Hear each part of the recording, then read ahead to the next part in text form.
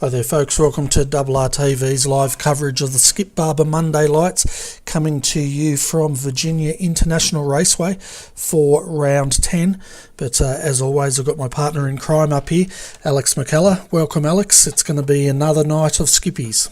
Yeah, thanks Bernie, great to be back. Welcome everyone to another week of skippy racing. Plenty of action on track tonight, no doubt. We're at the North configuration or the North course layout of this quite challenging track. It's been quite a low participation week by skippy standards, but still we've managed to grab the second highest strength of field tonight, so plenty of familiar faces out there to keep us interested, as well as some of the guys that you won't often see up in the top split. Great to see the likes of Jason Willman, who's been in nearly every Monday Night Lights race there's ever been, and Tim Awema making his first appearance in the top split tonight, Bernie. So some old faces and new. We're looking forward to a great night.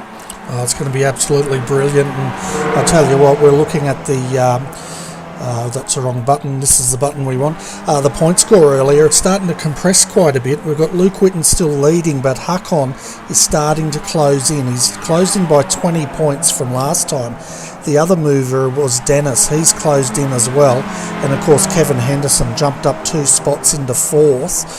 And Enzo, well, he hasn't been around for a bit, so he's in 5th. But I reckon if Jeremiah gets a good run, we might see him jump up into 5th tonight, which would be pretty good.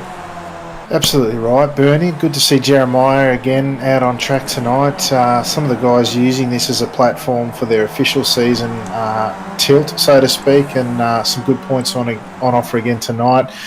Both the Ovaltine drivers, Håkon and Dennis, have opted out of tonight's race. I know Dennis has had a pretty quiet week, and Håkon's started some studies. So both of them missing out tonight, so they won't improve on their points. But yeah, Luke's still 13 points out in front. Håkon is going to have some good races in the next couple of weeks. Just the 2 weeks remain to try and bridge that gap, Bernie. But Luke's still the man to beat at this stage. Yeah, and speaking of Dennis Johansson, folks, if you like streaming, you go... Oh, that's the wrong one. Let's try that one. He's actually live streaming tonight, so if you go to twitch.tv/racedriver77, you can actually watch the live stream that he's doing in this race. So have it up next to the broadcast, and you can enjoy both sides of things. Absolutely. Dennis, of course, is a fantastic driver in these cars, fantastic driver in most cars, to be honest. He has been a race driver in the past. He's a professional driving coach, and he's been putting on quite a show this week. I've seen him. I looked at his record for the week, Bernie. He's done 22 races and he's won 18 of them. So he's been going all right. So I'd expect if you were going to put your money somewhere, and you can, by the way, put some virtual dollars in a betting leaderboard that's going on his stream right now, I'd be putting them on him, Bernie. Yeah.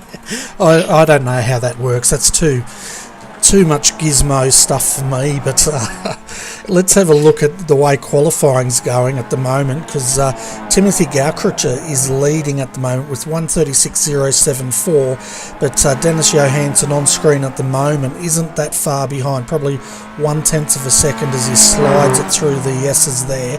Timu Vascalampi sitting in 3rd, Kevin Henderson, and then Andrew Picario.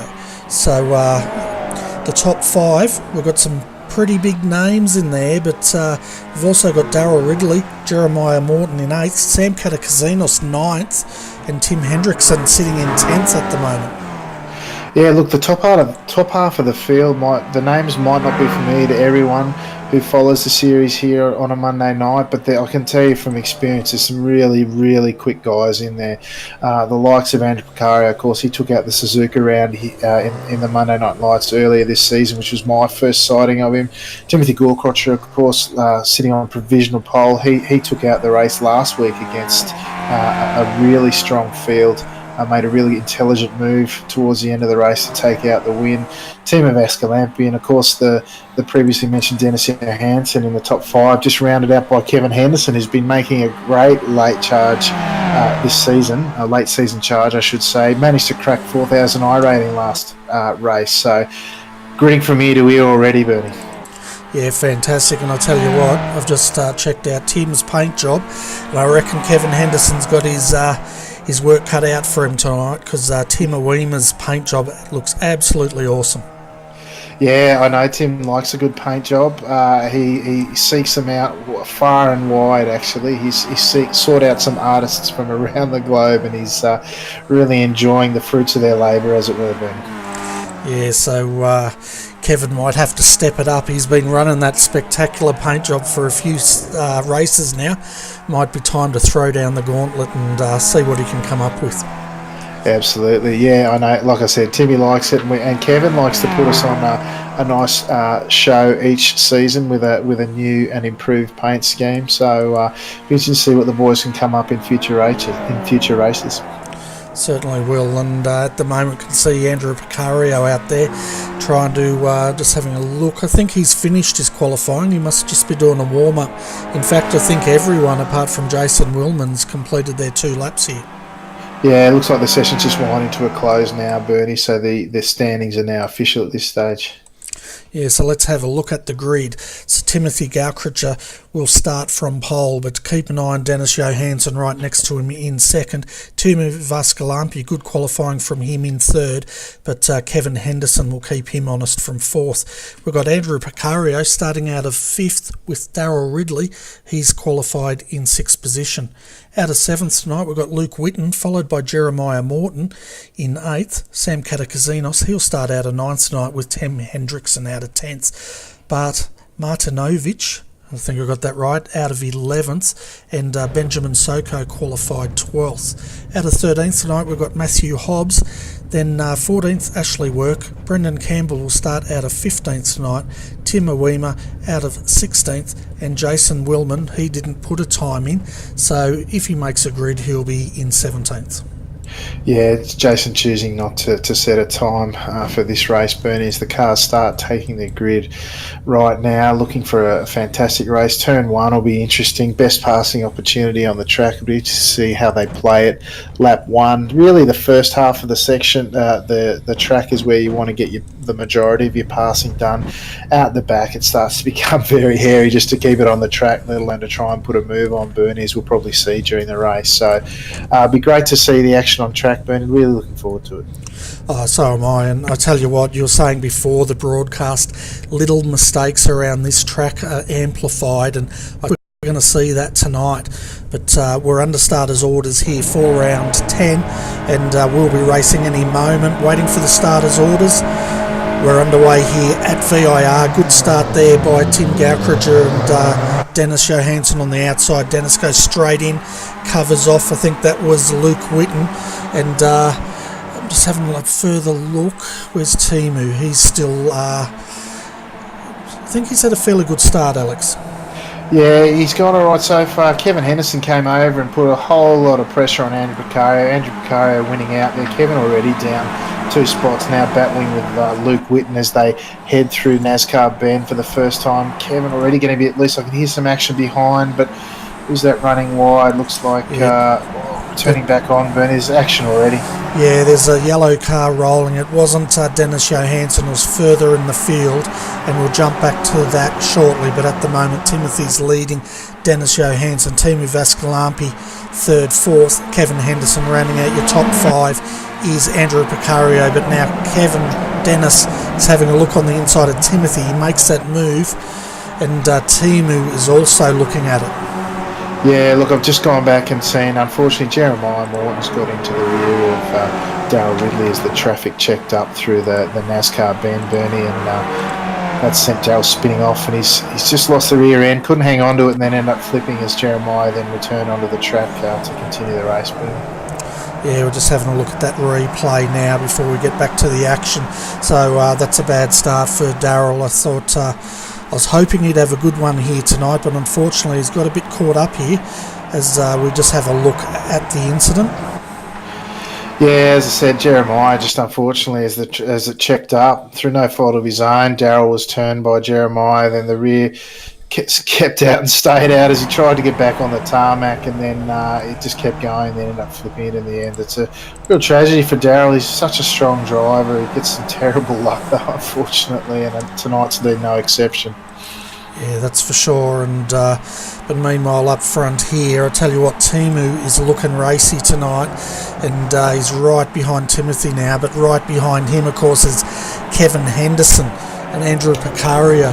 So some big names in here in the top 5. They're starting to get a bit of a gap back to Tim Hendrickson, but I wouldn't be surprised if he starts closing in on them again. Yeah, look, there was a bit of battling there. Tim Hendrickson really looking to bridge that gap now. There's a bit of battling there. Luke Witten's gone down a few positions. Both Tim and Sam Katagazinos went past. He's taking defensive line now from Bart Martinovic there through turn 7, the uphill section, as they work their way around the back of the circuit again on lap 2. And sorry about the overlays, folks. I forgot to put it onto race mode. Now Sam Katagazinos on the overlays, so the world is once happy place again.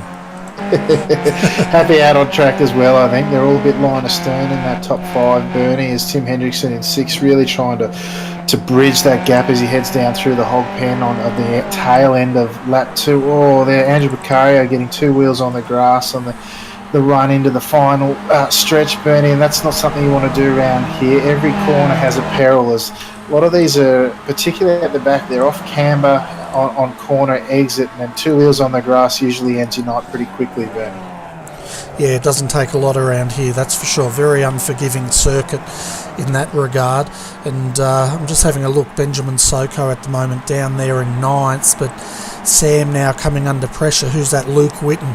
And just gives him a little bit of a bump, backs out of it.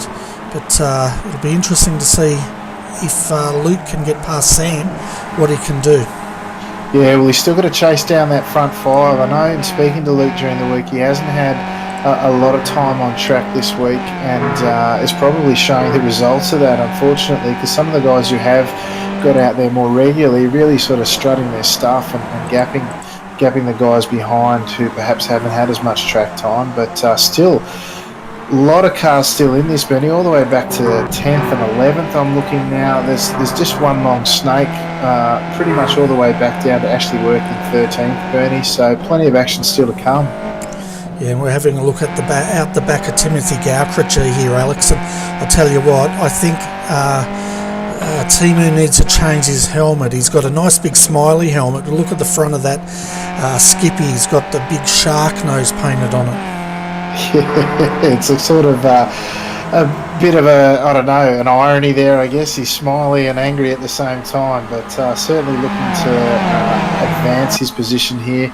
They're sitting behind Dennis Johansson once again, a position up front that he's very familiar with. Now, I know Timothy Gaukricher there, as Kevin tries to go around the outside of a Timu Vascalampi there in turn 1, Timu taking the defensive line. Now, we saw Timothy Gaukricher sit behind the leader all last week and at Alton Park, and then made a really spectacular and successful move at the end to take out the win. I suspect that Dennis is quite a tactical and smart racer. He will no doubt know how to defend that sort of thing, and also the tail end of this track is much harder to overtake in Bernie, so it'll be interesting to see what sort of strategy Timothy pulls out this week. Yeah, it certainly will, and you're dead right. He left it to the last half a lap last week, didn't he, before he pounced, and he just pipped the other bloke across the line. You see, I can't even remember who came second. That's how good I am tonight.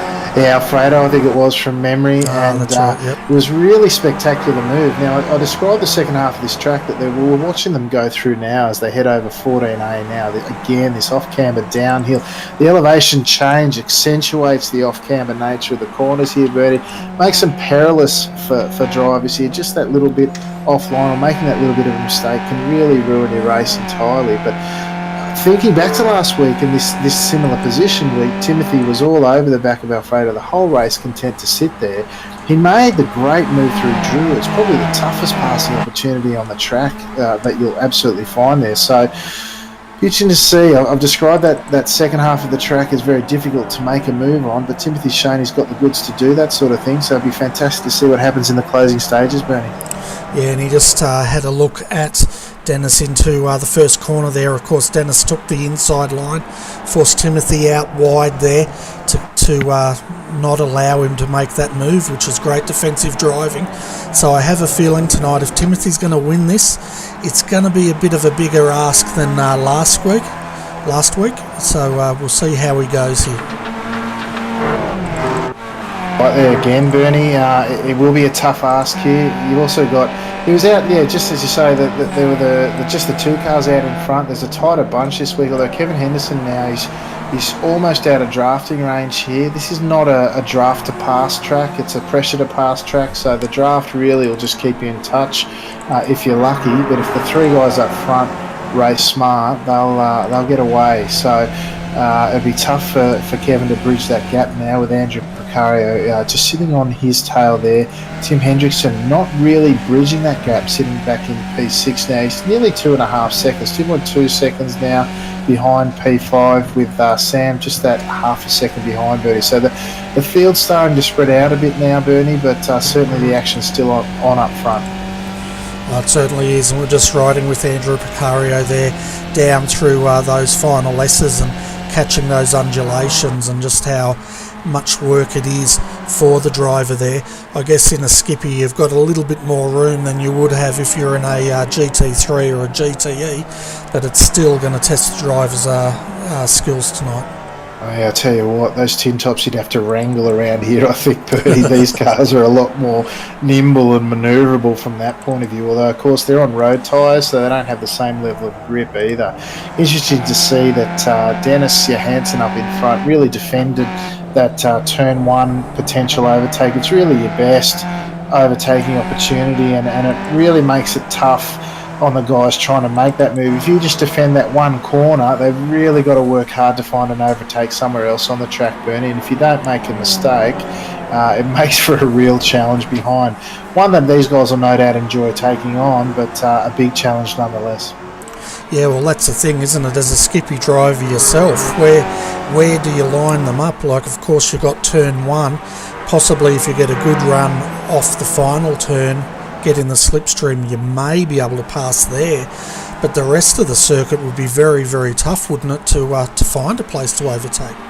Yeah, look, you're really looking through the first corner and that first series of corners. If you can sort of squeeze the guy, if he takes a defensive line, don't let him open up the corner. So squeeze him over to the inside of the track.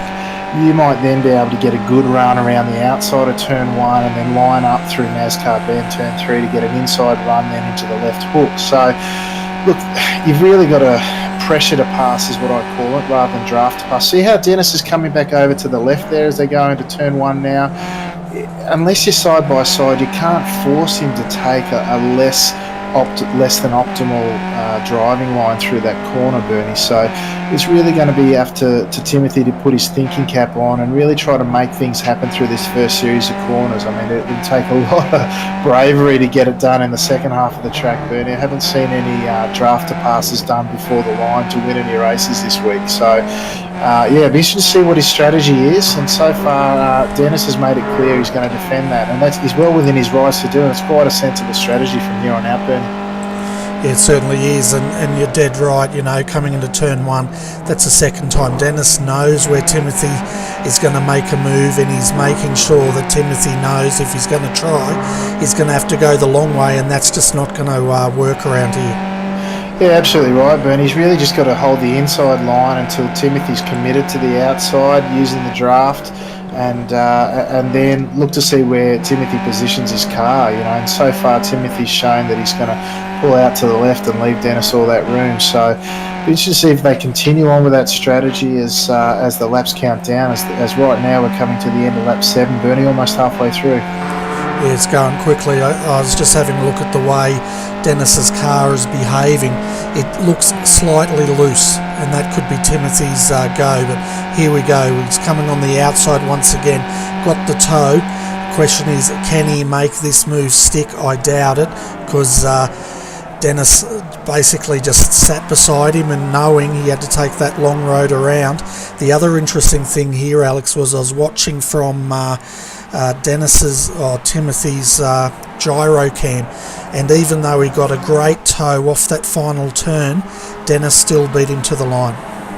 Yeah, well, that's right, Bernie. Like I said, I haven't seen anyone. I mean, I haven't done too much racing here myself. I've watched a few and run a few, and I haven't seen anyone drafted to win on the line. So it'd be tough ask, I would suggest, unless Dennis makes an uncharacteristic error.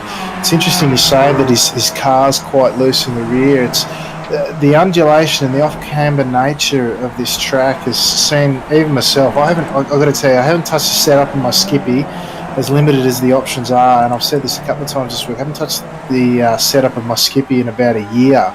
I came to this track this week and I had to have a play. So traditionally you leave the anti-roll bar in the rear of these cars quite tight, so the rear end will step out and help you with the rotation of the car. But the nature of this track really requires you to have a think about softening the rear to get a bit more stability and grip in the rear of the car, Bernie, because if it steps out too much here, which is, like I said, with the off-camber nature of these corners and the undulations and the downhill nature of some of these corners, the rear will step out too much for you to get a good drive. You'll either lose drive and lose time, as again Dennis forces Timothy to the outside of turn one. Timu closing up nice and tightly behind.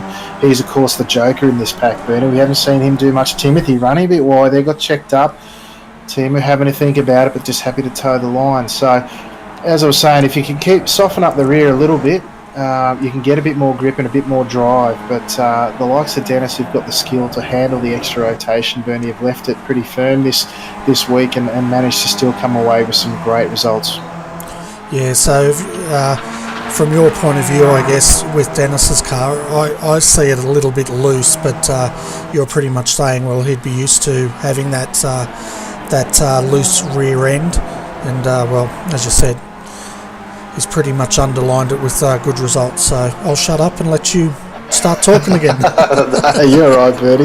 No, realistically, like I was saying, they just use the loose or the firm anti-roll bar in the rear to allow the extra bit of rotation. Myself, I found it, I didn't really need it. It was a bit counterproductive at times here this week, so I softened up the rear end a bit, and I found it very helpful. But it just goes to show the real, I guess, extremes in this track, where, like I said, I haven't touched my setup in about a year, so it talks a little bit about the difficulty in this track, but also why participation might have been down a bit this week, because it's very challenging. But I've hopped back on board Luke Witt now, who's in a three-way battle for P6 with Sam Katagazinis and Tim Hendrickson. All of them are quite quick through here. Tim Hendrickson now going to the outside. Sam doing a DJ, a Dennis Johansson, and forcing Tim to the outside here into turn one. Tim going very deep and wide there, side by side, wheel to wheel, as we can often see in the Skippies, Bernie. And it looks like Tim's going to get that done. So if Timothy Gorkrosher was able to see it, and Luke taking advantage now as they hit, Luke, the rear end. I talked about you've got to loosen up soften up the rear end, otherwise it might go out on you, Bernie. But certainly Tim Hendrickson showing it can be done, Bernie. Yeah, well, I've been noting this. Tim's actually defending from Sam, and Sam's been all over him for the last couple of laps, closing in and putting that pressure on Tim. So it's actually Tim's defending, and as I said, Sam's keeping him honest. The other move we saw, Kevin Henderson, it looks like he's got past Andrew Precario, unless I'm imagining things, so he moves up into fourth position. Yeah, that's right. Andrew's sitting on Kevin's tail as they head around 14A now and down into the final series of corners, affectionately known as the hog pen. Very challenging. Some guys choosing to drop to third before the left-hander, and then others in between the two corners, which is even more challenging, Bernie, just to keep the rear of the car in check. So great job by all the drivers here. I haven't seen any off-tracks sort of resulting in night endings, race-ending nights, I should say. And with just the 5 lap remaining, it really talks once again to the quality of this field on a Monday night. Certainly does. We have had one race-ending night tonight, and that's with Darryl Ridley, and I can report he's got out of that car pretty much unharmed. In fact, he's sitting in our chat room at the moment, enjoying the race. So that's good news, isn't it? Oh, it's good news that he's out, all right. I'm really disappointed for Daryl. He's such a Yeah. nice bloke and he's so quick. He just doesn't seem to be able to string a bit of luck together, particularly in these big races, Bernie. He's got the pace to be right up the front. Just, I don't know whether he kicked a black cat or walked under a series of ladders or something, but he just doesn't seem to be able to get any luck. No, he probably kicked a black cat under the ladder, I'd say. That's right. So at the moment we can see Andrew's still working on the back of Kevin here, as is Sam Katakazinos on Tim. And I tell you what, Sam's having an awesome run here tonight. All over the back, gives him a bit of a tap.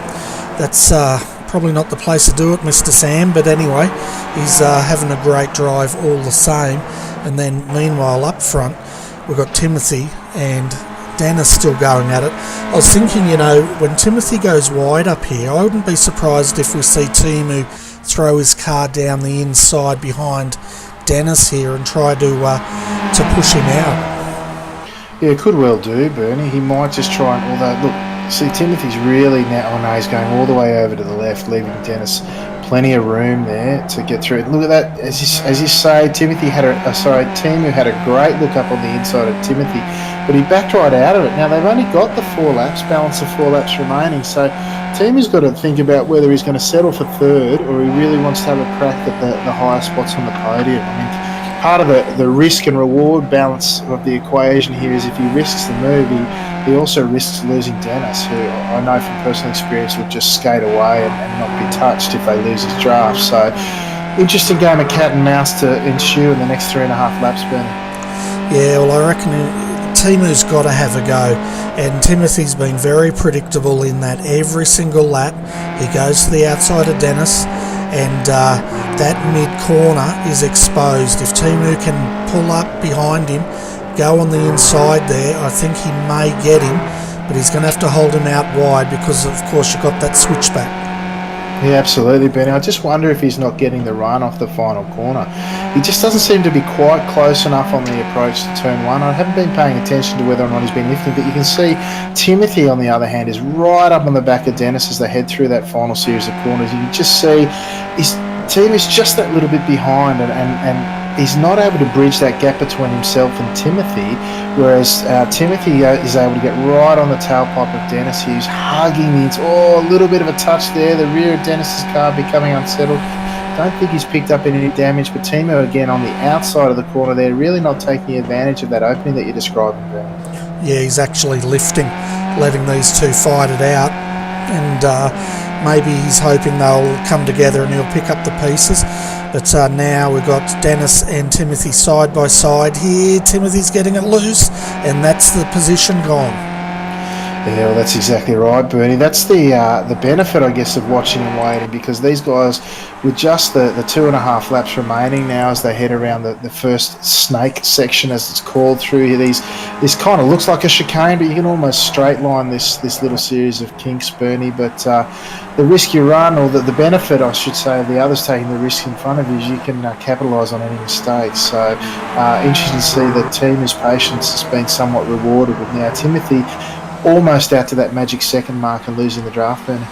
I'll tell you what, Sam Katakazinos, he's got past Tim Hendrickson. He's up into 6th position and he's pulling away. Yeah, well, interestingly, they've also been joined by Jeremiah Morton, Luke Whitten, of course, who's always in there, and Bart Martinovich is also making that a 5-car battle for P6, Bernie. Great to see Sam on the front of that, though. He doesn't do terribly many Monday Night Lights these days, but 6 would be a great result for Sam, Bernie. Yeah, well, I tell you what, he's making his presence known tonight, and he pressured Tim. I don't know where he made that move, but he's got through, and he's pulling away, and now it's up to Jeremiah to see if he can get past Tim. I have a feeling Tim's setup isn't to his liking tonight, because he just appears to be struggling quite a bit out there. Yeah, look, you may well be right, Bernie. I watched one of Tim Hendrickson's races during the week, and he streeted the field after the guy who was racing with Matt Malone, who I caught he put it up on YouTube, and it was a great battle early on. Then Matt made a mistake, and Timothy just streeted the field. So he's certainly got the pace here with Jeremiah now putting pressure on him on the outside of turn 2 now as they head through the NASCAR bend. Turn 3 now, Bernie on lap 14 of 15. Jeremiah, oh, he's gone defensive as young Tim. Oh, and Jeremiah's just giving him a bit of a kiss in the rear for his trouble. He's got a bit of rear wing. Oh, he's giving him more than a kiss there, Bernie. He said, good night, nurse. Thank you very much. Yeah, that's a wedgie, I think. That's not a kiss. But yeah, that was full on. We're actually riding with Jeremiah when that second impact happened, and we'll go back and have a closer look at it. It all really started from turn 1, didn't it? And Jeremiah was on the outside, but the contact didn't happen until the next corner here. And to me it looked a bit like it was a little bit of net code going in, but Jeremiah's having a look on the inside, of course, and there's nowhere to go there. Yeah, no, that's right. It looks like, Jeremiah had a great run out, and Tim looked to defend from it, and Jeremiah then obviously gave him a little nudge, perhaps a bit of net code involved, but then Tim Hendrickson, suffering from a little bit of rear suspension damage by the look, didn't have the pace, and once again Jeremiah had the better run out, and again tagged him in the rear with far more substantial consequences that time by the looks, Bernie. Yeah, we're down to the last lap now, folks, so we'll keep an eye on this front. We've got, at the moment, Dennis Johansson leading Timu. Dennis has stepped out a bit and got that lead. Timothy is sitting in third, trying to close in. Further back, we've got now Andrew Picario all over the back of Kevin Henderson, and this is going to go down to the line. Does Kevin have enough to hold him out? That's going to be the question there. Looking further back, well, now Sam Katakazinos has got a nice break over Luke Whitten and's looking very safe for 6th. Yeah, that's right. Bart Martinovich putting all sorts of pressure all over the back of Luke Whitten now on this final lap as they head down towards turn 7, this tricky uphill right-hander there, Bernie. Hit the apex and hope you don't spew off to the outside of the circuit too much and then gather it up as you try and head up the back. So a lot of action still in that last lap for those guys, but it really up front looks like Dennis has finally made that break. He's over that magic 1 second mark. He's rounded the final corner there at Hog Pen, and he's just making his way comfortably to the line, Bernie.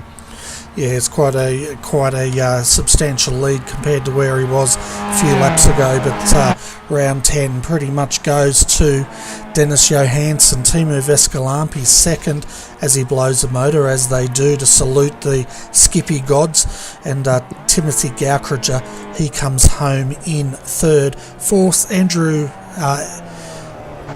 just making sure the people know, Kevin Henderson held out Andrew Picario, with Sam Katakazinos coming home in 6th. So let's go further back. We can see now Jason coming across the line, and he just held out, well, he was chasing down Ashley.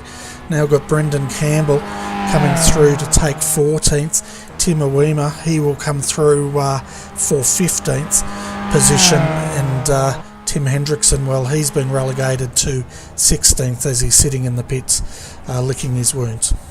Yeah, it looks like that contact really cost Tim Hendrickson a lot, and it afforded Tim Awima a bit of a bonus position there right at the end, just and elevating him one spot up from where he started on the grid, Bernie. So, look, there was plenty of action there, a lot of line astern stuff. I was actually really impressed with the level of control in terms of mastering the track, Bernie. During the week, we've seen a lot of cars spew off on the outside of the circuit as guys come to grips with it, but the guys out here tonight really kept their cars on the black stuff and put on a good show.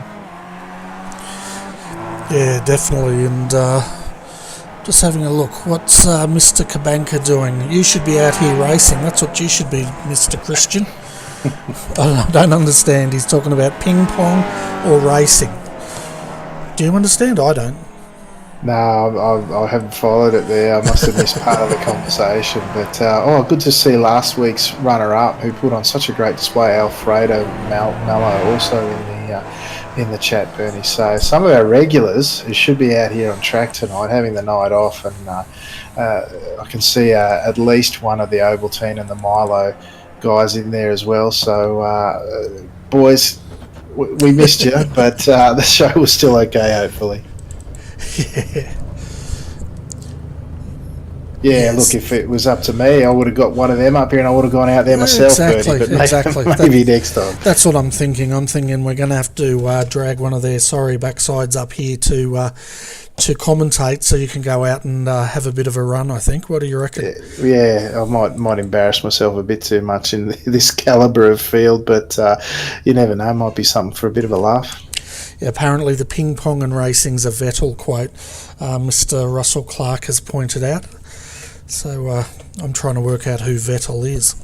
I'll tell you what, it's one of the safer F1 quotes from drivers I've heard recently too. There are some other comments that we wouldn't give on a PG show, let me tell you, anyway. Yeah, I'm sure about that. But let's have a look at our race results and, of course, see who the biggest mover is. And I know who the biggest shaker will be out of that. But let's have a look. So Dennis Johansson started out a second, comes home first. Tumu Vascalampi, I've got him here in, yes it did, yes that's right, he did come home second. Timothy Gaukricher, he was a loser out of that after that, losing the rear end, comes home in third.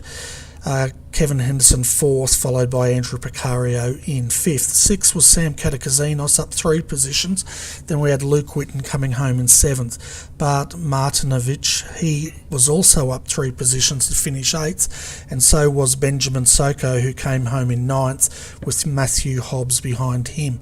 In 11th, we've got Jeremiah Morton dropping 3 positions, and Ashley Work, he's up 2 positions to come home in 12th. In 13th, we had Jason Willman up 4 positions, followed by Brendan Campbell in 14th. 15th was Tim Awima, and then 16th Tim Hendrickson, and Darryl Ridley finishes in 17th. So looking at that, it looks like the biggest shaker is Mr. Darryl Ridley. What about the biggest mover? I think that's going to Jason Willman, isn't it, Alex? Yeah, it is. Jason's strategy of starting from the rear and not qualifying to do so, then pacing himself just quietly around the track has paid off in that regard, Bernie, limiting his damage in terms of his I rating and points for the week, but also, no doubt, having a nice clean race. So hopefully that was enjoyable for Jason. Didn't see much of him on camera, of course, but certainly hopefully he got a bit of fun out of it. Yeah, hopefully. They looked like there was quite a few battles going on through the field. We covered probably 3 or 4 of them. I did go deeper in the field to have a look what was going on, and they did look a little bit spread out, so which is why we didn't sort of give them too much coverage. I think we pretty much covered all apart from Benjamin Soko. So I'm sorry, Benjamin, you got no airtime tonight. Well, you did, but we just didn't focus on you. Yeah, that's right. Well, again, it talks to the nature of the track a little bit, Bernie. Once you get spread out, it's really hard to bridge any gaps.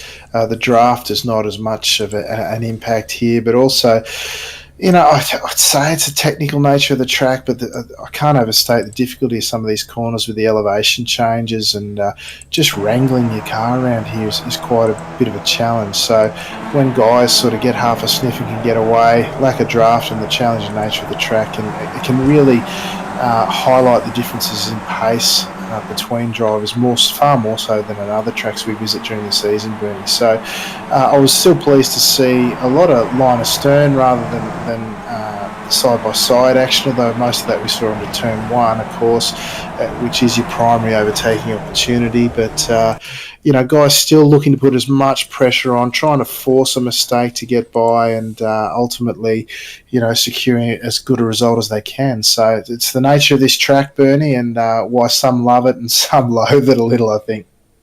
Yeah, it's definitely a challenging track, and you're right. I think that's why we had quite a number of our regulars putting their feet up, grabbing a beer and enjoying the show. But we're just having a look at the big incidents that we had here tonight.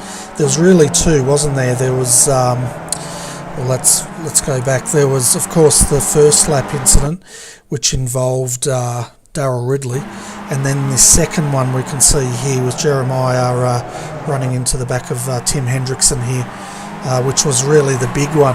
I'll tell you what though, looking back at that, I think Luke was very lucky he didn't get involved in that incident.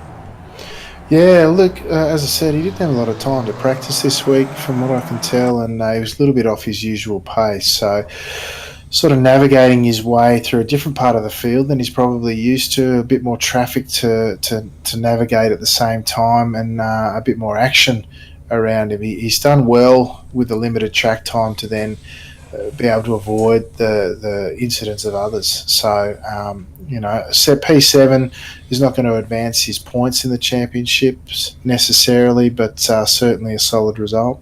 Yeah, and I think looking at that incident with Tim and Jeremiah, it looked like the first impact was just basically he was trying to get a line there, but the second one, I think that's pretty much loosened Tim up a little bit, and he's lost a bit of momentum there, which has caused that second impact. But then again, I'm not an expert on these things, but that's just my take on it. Yeah, look, it was a tough one. Both times Jeremiah had better drive out of the corner. They were both somewhat compromised side by side through turn 2, and then the run into turn 3 is difficult enough running the racing line, let alone side by side. And, just slight difference in pace causing the initial contact, and then Tim, from memory, was covering the line on the inside, and Jeremiah just caught him in the rear for the second time as they went through the following corner. Again, just that difference in pace causing the nose to tail there. It's really a fine line when you're that close to someone, and can be really hard to judge the difference in pace when the visual cues that you've got at your disposal, so to speak. So, challenging one, racing incident, but certainly put an end to at least Tim's night, and possibly Jeremiah's better result at the same time. Yeah, definitely did. But then again, we were speaking earlier in the broadcast, there's not a lot of opportunity to make a move around here, and you really have to seize it, don't you? And try to make a move when you can, or force a move. And I think we saw that a few times tonight. Yeah, you really have to manufacture it in the first sector of the track, Bernie, through turn 1, and then through those corners, those exact corners where we saw the incident between Jeremiah and Tim there. You really got to try and manufacture something there, because the rest of the track is nigh on impossible unless your opponent makes a mistake big enough to just let you through safely, because going offline in some of those undulating parts of the back of the circuit is dangerous enough, let alone trying to avoid someone and really in an unfamiliar situation. So, like I said, a racing incident that I would see happen many times this week, because it really is the primary part of the track where you're going to look to make that move, Bernie. Definitely is, and I'll tell you what, that we do have one driver in his prime down there in the green room. That's Mr. Henderson. So if we bring him up, maybe you can have a chat with him. No worries, I'll bring him up now. Kevin Henderson, Mr. 4K, welcome to the the RRTV booth. Gee, I'm miscalling myself there, aren't I? Sorry. Good result again here tonight in the preceding race, and again in Monday Night Lights. Kevin, mate, congratulations on P4 and what looked like a pretty interesting race from time. Yeah, thanks, Alex. It was a tough little track, this one, but I want my third position back. Dennis. Well, he's opened the door by not turning up tonight. Just the 10 points required. I haven't gone through your drop rounds, mate, but there's every chance you might pip him as Dennis is kicking up on the couch in chat tonight rather than out on track. But how did you find the racing tonight? It's a tough circuit, very technical out the back there, and looked like the heat was on pretty much throughout. Yeah, I had a great race with Andrew. Had a race with him earlier in the day, and he's plenty quick enough. I don't know how Dennis and those guys get around there so fast. I mean, I'm giving it everything I've got. They're just driving away from me. It's incredible. Yeah, I think a lot of it's time on track as well. I know Dennis has done, that's his 23rd race here this week, so he certainly knows the finer details of it, mate. But congratulations again. That was an outstanding end to what looks to be a good point scoring and good I rating week for you, mate. I'll hand you over to Bernie. Thanks, Alex. Yeah, fantastic drive, mate. And we're watching you out there. You looked pretty racy tonight, which was quite suitable considering you just hit the 4K. So yeah, well done. It was a good race. Looked like you had your hands full there with Mr. Precario. Yeah, you're not wrong, Bernie. I got the 4K grip hack, so I'm right to go now. Andrew give me plenty of work out there. He's a good driver at the best of times. It's just a shame the others got away from us. But I didn't have the pace to go with them really, so I'm very happy with the fourth. Like I said, I want my third place back, so I'm giving it everything I can to get it. Yeah, and we were talking during the broadcast about how tricky this track is. Can you give the viewers a bit of an idea, now that you've run this race, just how hard the driver does have to work around this short north side of VIR? Yeah, but it's a really intense track. You get a little bit of a breather up the straight, but if you got a car running with you, don't even get that, because you got to work out whether you go inside or outside. And through the corners, like in the weather we had, it's a slippery track, and if you put a toe in the grass here, your night's over. You're going for a trip to sail over the fence and back to the shop for some panel work. And so you don't get a rest. It's intense and a lot of pedal work. You're on and off the brake and the throttle, and really working the pedals hard here just to make a decent time. Yeah, it definitely looked like a lot of work from my point of view. I was doing a lot of mouse work, trying to keep up with you blokes. Yeah, no, it's intense, but it's a great little track. I love it. I don't know why there isn't more people here. I mean, it can be a bit hard to pass on. Guys that know how to drive, you can make a good race with here. Yeah, it was definitely good racing, and you had a really good race there in fourth position, battling away with Andrew, and of course Sam, he also had a good race there coming home in sixth. So all up, I think there'll be some happy campers in the Australia-New Zealand Skip Barber community tonight. Yeah, I'm pretty happy with how I've been going lately. I've been the top one or two Australian drivers the last couple of weeks. I've beat Luke. So, I'm pretty happy with that. I don't know, I've just really managed to put it together lately. I don't know how I'll go next week. Oran's a bit of a bogey track for me, but I'm sure we'll come to grips with it sooner or later. If you can survive around here, Oran Park should be a doddle, shouldn't it? Yeah, I'm just not at my best on the slow speed tracks. I don't know why, it just doesn't really suit my driving style, but I'll grab by the scruff of the neck and give it a good shake. Fantastic. And of course, Alex, Kevin, we have the big question. We've got the Super Skips, a final broadcast on RRTV this Sunday night. Question is, who's going to join me in the combox? I believe I'm up, Bernie. I think Alex is racing, aren't you, Alex? Yeah, I might give it a stab. We did some early work at Oran Park last night, and it's got its similarities to this track here tonight, Bernie.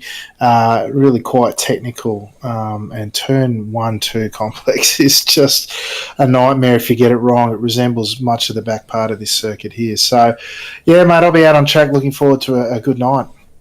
Fantastic. And you're going to be with me, Kevin? Yeah, Bernie, I'm going to go and watch this broadcast, make sure Alex hasn't said anything derogatory about me that I need to put in next weekend. I'll see you on Sunday. Yeah, good one. Yeah, I don't think he did. Just skip the first 30 minutes of the broadcast. You should be fine.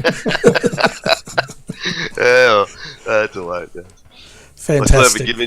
I still haven't forgiven you for calling me a cheeky little man, Bernie. I haven't forgotten that one, mate. Jeez, I'll have to watch my mouth, won't I? Man's got a memory. Yeah, he's got this hit list out. Just as well I don't get out on the track anymore. You'd run me down. It's all in fun, bud. All in fun. Yeah. No, it's all good, mate. So, of course, you had a great run tonight. We'll see how you go next week. I was just having a look at the points, and it looks like you may have closed up on Mr. Hendrickson after that DNF. So it'll be interesting, Alex, once you've crunched the numbers to see how it's compressed up. Yeah. Sorry, mate. Go ahead. He's saying I'm actually chasing Dennis at the moment. He's got 10 points on me, but I've got a 0 drop round, so I reckon I might get in this week. Yeah, looking at that, you do have a 0 drop, so there's every chance that you'll snag him a spot there, mate. So I'll have to tally up the points a bit earlier this week and put everyone out of their misery, so to speak. Nah, leave it till late and let them suffer. Go on. I've had that third spot on the podium for a few seasons now. I sort of look at it as mine. I did warn Dennis that I was coming. Yeah, and looking ahead this week, folks, well, the next broadcast on RRTV will be this Friday night, where we've got the 6060 V8 Supercar Sprints at Sonoma. So that's another interesting track. Throw on up to 60 or the maximum V8 you can, with a little bit of dust, and I think it's a recipe for a great showing. Then, of course, Saturday night, the SRA GTEs are back with Wei Han Chan and myself and Daniel Leet. Daniel may be driving again, so might be Wei Han in there with me. Then, of course, Sunday night, the final broadcast this season of the Australasian Super Skips on RRTV. So definitely tune in for that. So there's a little bit of action going on next weekend on our channel here. Yeah, I'll tell you what, the V8s around Sonoma, they'd be a handful. Once again, a lot of elevation changes there, and that's a tough track at the best of times, let alone with 60 V8s fanging around there, Bernie. That should be an action-packed night. Oh, it always is when you unleash the V8 supercars. It's a great night. 60-60, so that's two 60k races with a break in between. They do the old format where they qualify for the first race it, go back in, re-qualify for the second race, and away they go again, and it's extremely action-packed. So, folks, if you're watching and you love your V8s, tune in, and I'm sure you won't be disappointed. I can guarantee there won't be 60 there at the finish, but no, I don't know how many Sonoma actually fits. I don't think they'd do 60 there.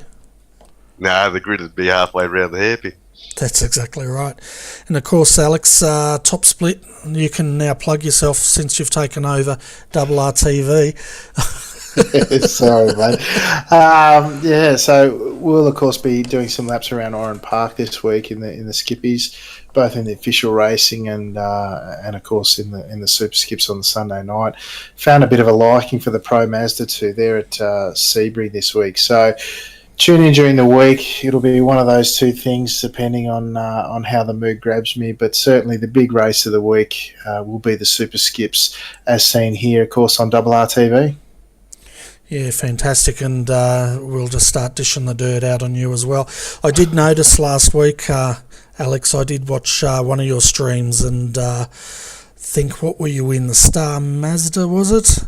You sounded a little bit nervous there on the start line. Oh, I tell you what, making the transition up a level in racing in terms of speed, power and grip and everything in an unfamiliar car, it is a little bit unnerving, but I tell you what, I can recommend it as a progression point for anyone looking for a bit of variety out of the Skippy. It really does drive like that step up from the Skippy. You can take some of the lessons you've learned in this development series here and translate them. And for me, it's been a real pleasure because, you know, some of the speed that I've had in the Skippies is translated into the Pro Mazdas as they're known now. And but yeah, still nerve-wracking nonetheless. You've got to put your I rating and your points and everything on the line each time. So it's a bit of fun at the same time. Yeah, fantastic. So, folks, go and see Alex racing around during the week if you want to see some great streaming over there on Twitch. But until next Friday night, folks, that's pretty much the end of our broadcast. Once again, Alex, thanks for joining me on the Monday Night Lights and calling the race. I had a lot of fun. Hopefully you did as well. Yeah, thanks, Ben. It's always a pleasure to be here. Really appreciate the opportunity, and I know the community does as well. We've built a really great platform for the local drivers here, and it is greatly appreciated. So thanks to you again, and thanks to our audience. Yeah, fantastic. So, folks, have a great work week. Hopefully we'll have your company again next Friday night. But until then, stay safe. And on behalf of Alex McCullough, I'm Bernie Weemers. And good night.